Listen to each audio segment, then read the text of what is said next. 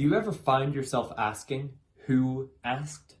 Well, I'm going to build a car so that I no longer have to ask that question. So here's the plan. When I ask a question, I want a 3D printed mini car to drive towards me. The car will have multiple sound sensors to pick up my voice.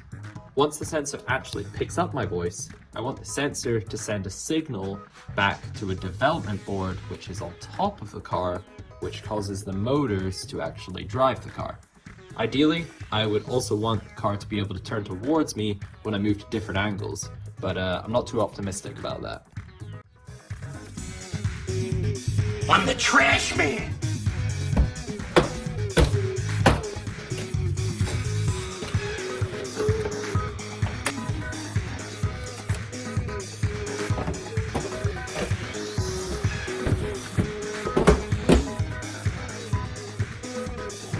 Absolutely useless.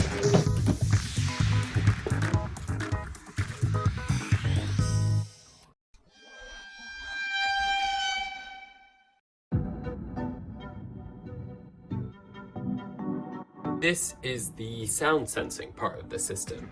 Here, there's a 9-volt battery that powers the development board, and the 9-volt battery is stepped down through a linear voltage regulator. This is actually stepped down to 5 volts, which is powering my sound sensor. I set up some code for reading the sound sensor and did a sound to distance test. When this value spikes to 1, the sound sensor has picked up a sound. The sensor had okay functionality, it did pick up my voice, but the issue is this is not an analog input, it's a digital one. The sound sensor currently sends a signal that looks like this to my Arduino. It is either 0 volts or it is either 5 volts. That's okay, but it's not great, because the issue is that that has absolutely no ability to distinguish between a loud sound or a really quiet one. That's where an analog input would be really useful. Arduinos have this thing called an analog to digital converter. It essentially takes those physical, real-world things that are happening and puts it in a digital form that a microcontroller can understand.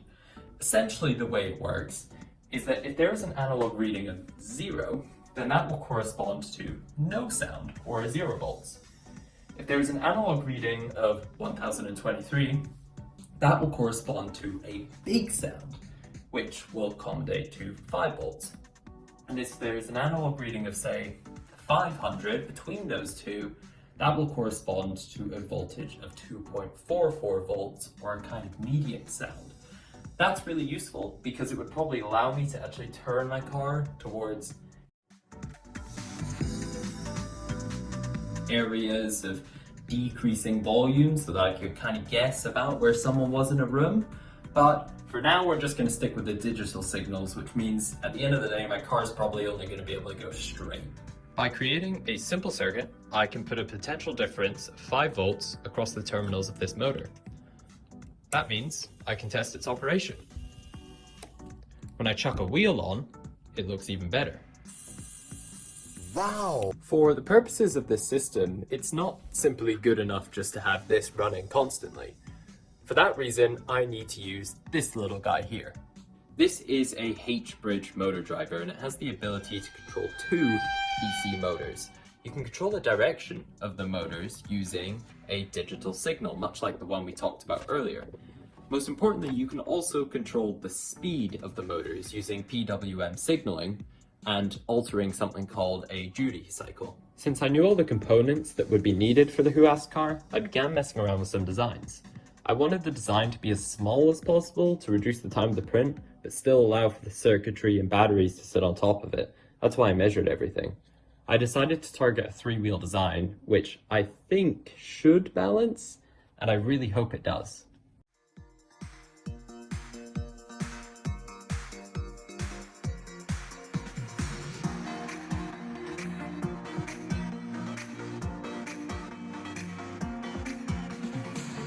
Fun fact about the main body, gravity does actually exist, and it meant that I had to produce extra supports for the structure when I went to 3D print it.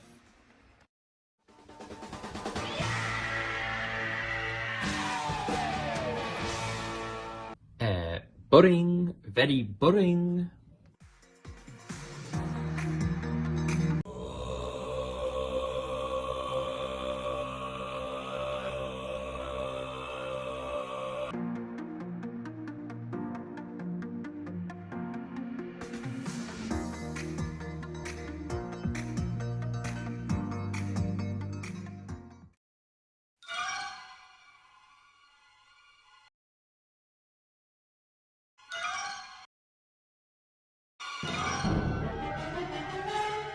Before we can actually go about testing our system, getting it running, we actually need to consider the power in the system.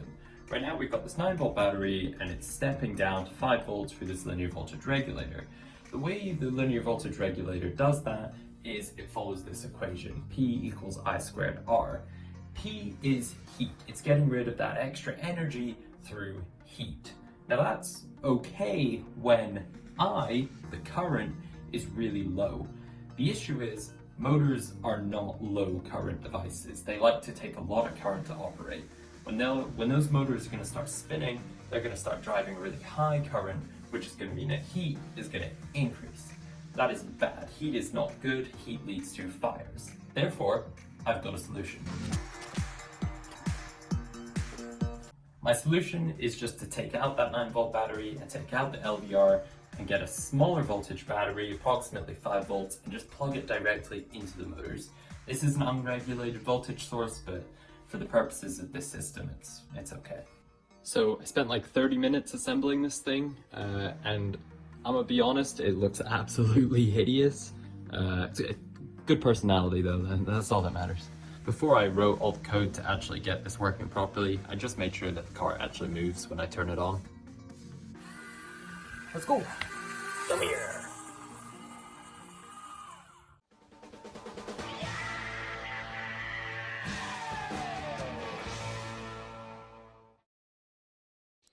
Oh, brother, this guy stinks!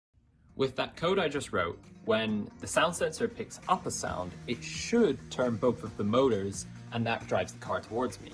The issue is, that is not what happens. Only one of the motors is spinning, and when I switch it over to the other motor works. So I know now that the problem is not with the motors, but actually the problem is with the motor driver.